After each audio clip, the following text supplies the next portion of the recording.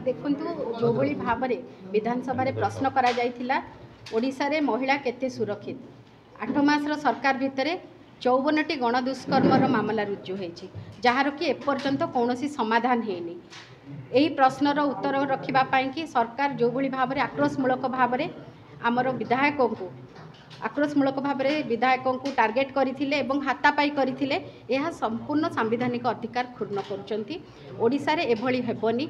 ओडिशा गोटे सद्भावनार राज्य यही राज्यर आईन श्रृंखला परिस्थिति विपर्यस्त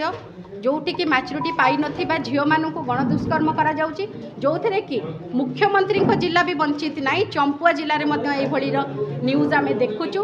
जो थे कि महामहिम राष्ट्रपति जिला भी निवृत्त नहीं यही सब घटना ओडिशा भितर गोटे हट्टचमट सृष्टि करिछि जोठी सरकार वार्ता देइचंती बेटी पढ़ाओ बेटी बढ़ाओ सेठी डबल इंजिन सरकार वार्ता दौची जे मु सुभद्रा योजना करी गोटे महिला को स्वावलंबी करेबी सेठी से गोटे महिला जो जे कि काली सकाळर भविष्यत प्राप्त होई नथिबा शिशु को गणदुष्कर्म निखोजर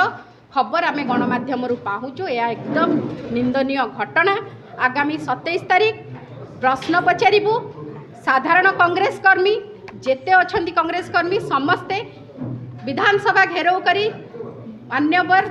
मुख्यमंत्री को प्रश्न रहिबा केबे से गृह कमिटी गठन करेंगे केबे से नारी को सम्मान देबे जो नारी को आढ़ुआल रखी वोट बैंक राजनीति करी आज डबल इंजिन सरकार करचंती से नारी केते सुरक्षित मोहन बाबू सरकार रे से प्रश्न पचारिबा को आसंता 27 तारीख विधानसभा घेराव को आमे माने सफल करिबु आपण मानक माध्यम रे आज आमे वार्ता रखुचु आशा रखिबु आम वार्ता साधारण लोकों पाखे पहुँचब एवं आसंता 27 तारीख विधानसभा घेराव सफल